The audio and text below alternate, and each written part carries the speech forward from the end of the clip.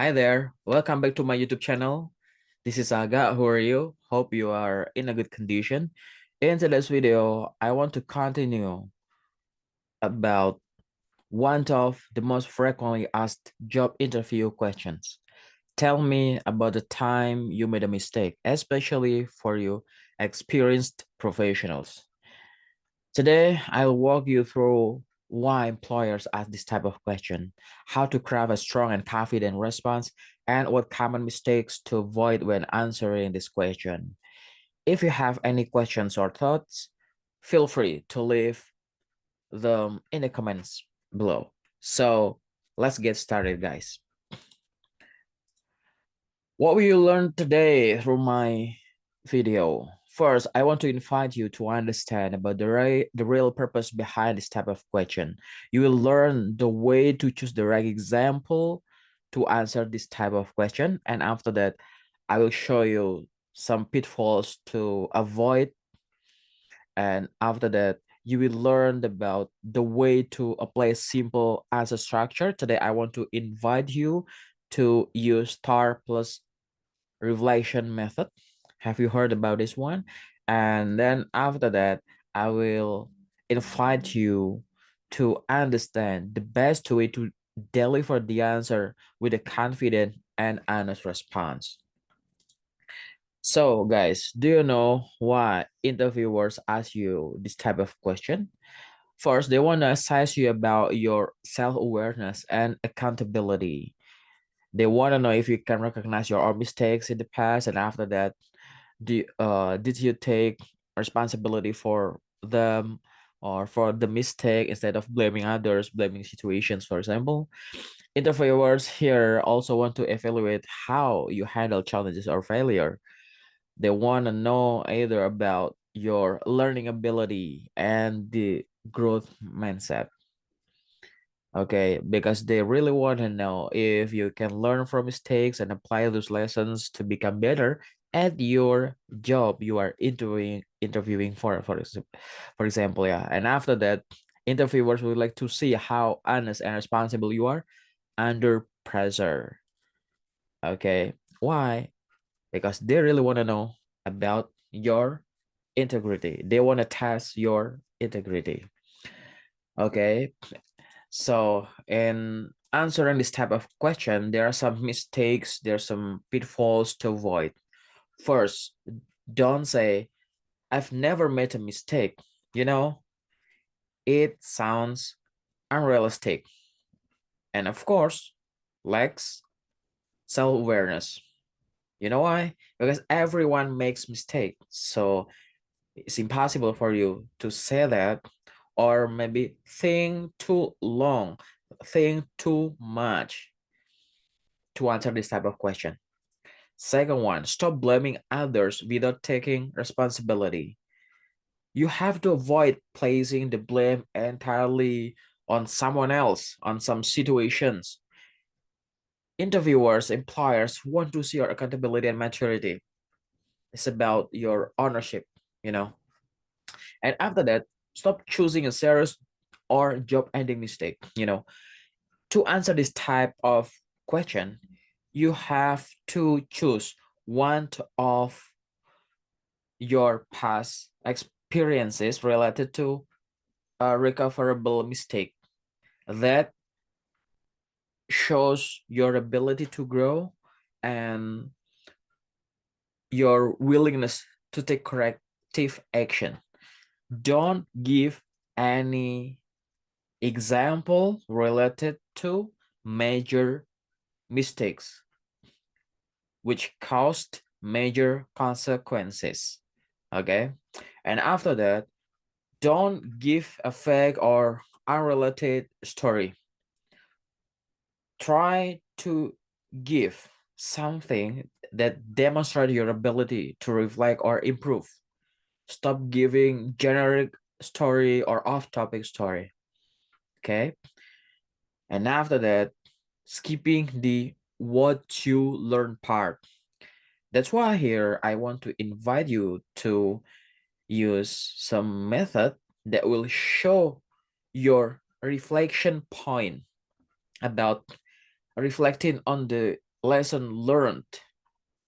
Okay. You know why? Because employers, interviewers value candidates who can show improvement and a willingness to develop from past mistakes. To answer this type of question, especially for you, this video, especially for you, experienced professional, one of the easiest ways to answer it is by using this one, effective answer structure, STAR plus reflection method. STAR here is about a structured approach used to answer commonly all type of behavioral interview questions. STARS stands for situation, task, action, results. First of all, you have to describe the condition, the context briefly, and after that, you have to explain your role and goal at the past, and then after that, you can continue telling them about what mistake happened and what type of action that you did after that, and what about the result, the outcomes. And don't forget, star it's not enough. Here today I want to propose the plus reflection. So you have to mention at the end of the statements about what you learned and how have you improved. Okay, to avoid repeating the same mistakes in the future. To make it easier for you to understand about the structure, let me give you some examples. This is example number one. Now, given that you have product development engineer experience at Siemens, and now you are interviewing for a mechanical design engineer at Airbus, your answer can be like this one.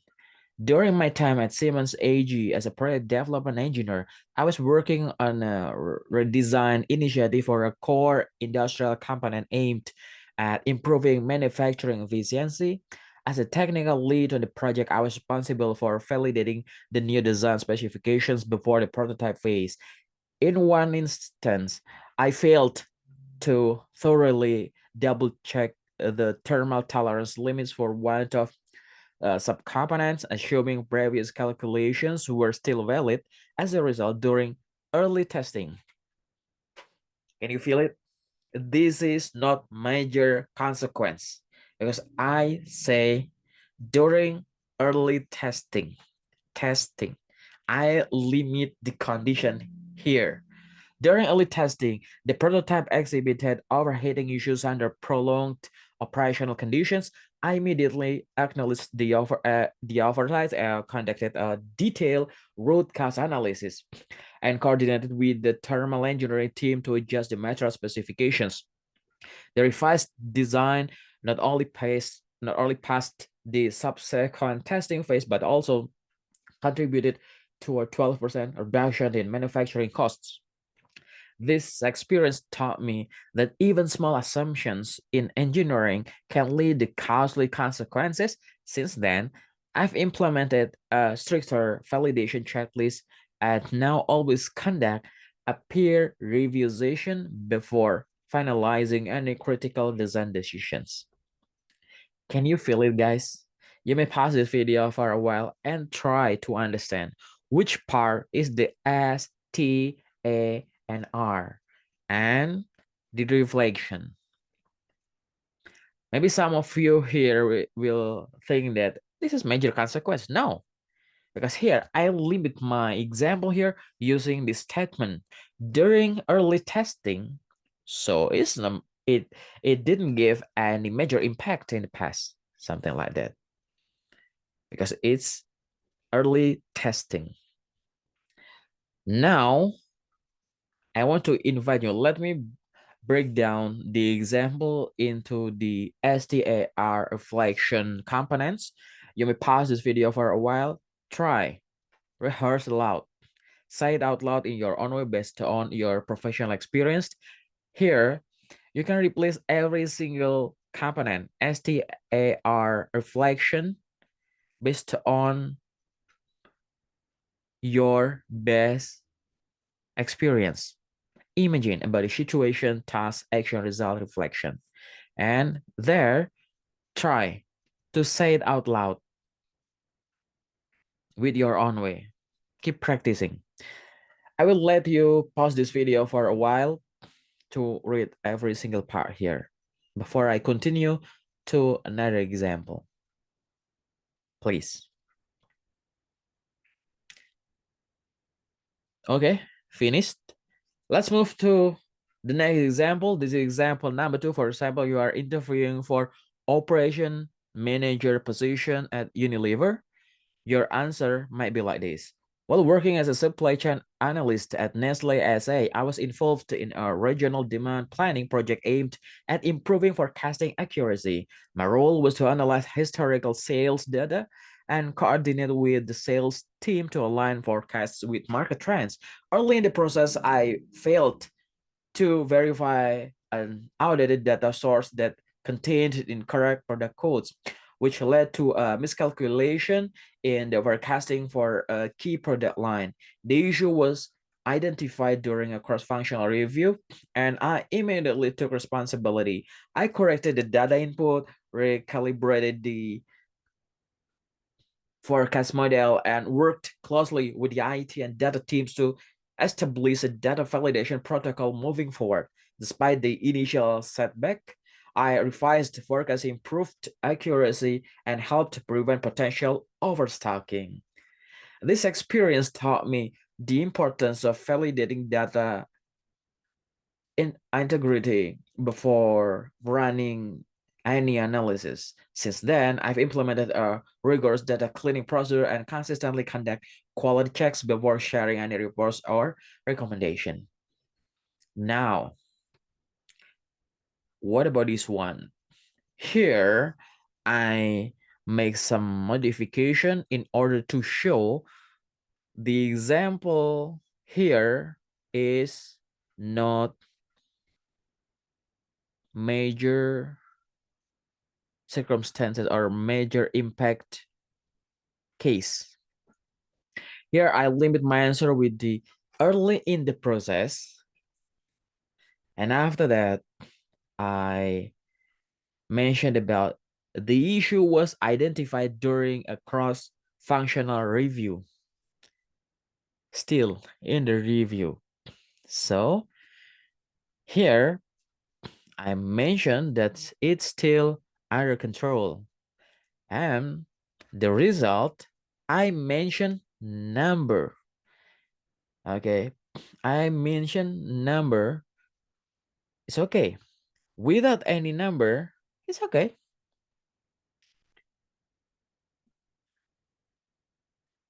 Because after you say something, if it's still possible for you to give numbers, just like percentages, any growth, any profits, it's okay.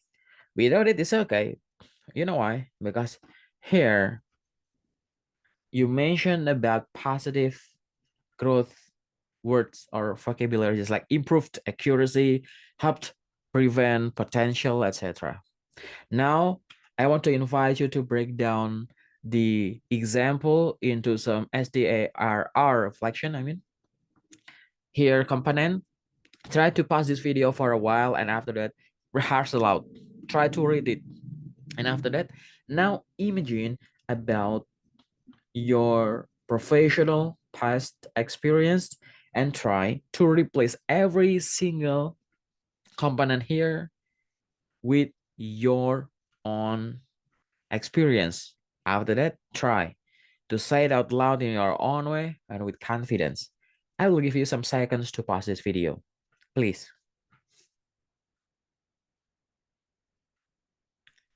Okay, guys, finished? So let me give you some bonus tips for great answer in your own version. Okay, just what we discussed before. Try to choose a real but recoverable mistakes. Don't give any negative example with major consequence. Interviewers want to hear your honesty. That's true, but avoid mistakes that make you seem careless or incompetent in your job. Okay, don't forget to emphasize about what happened, about the mistakes or the error you made, and after that you were able to fix it and learn something from it. Second one, keep focus on more time for explaining about the solution than the problem. Spend less time describing what went wrong at the beginning, for example. And after that, try to explain more about your action, about the result, about something you learned from the experience. And after that, the third one, try to show your maturity, responsibility, and the growth. You have to show that you took ownership of your mistake. You reflect on them. You reflect on it and use it as opportunity to grow professionally. After that, try to give a concise response. In my opinion, it can be either 2 minutes or either 3 minutes. Well, for the beginning, just try many times to show your clarity and confidence. Okay, and try not to give any unnecessary details that might distract or blur the key message you want them to understand. Last but not least, try to practice out loud to improve your delivery and tone. It's more than just giving the correct answer, the best example, but also it's about how you deliver it. So it's about communication skills. When you rehearse loud, when you practice over and over and over, your answer will be better. Your delivering is is better than before. When you rehearse your answer, realize it or not, it helps you stay calm, avoid filler words. What's that? Something like that, or sound natural during the actual interview, because it seems like you think and say something at the same time. So you have to keep practicing. Just try to record your voice, record your video, ask your friends, your parents, your mentor, your teacher to evaluate whether your response is good.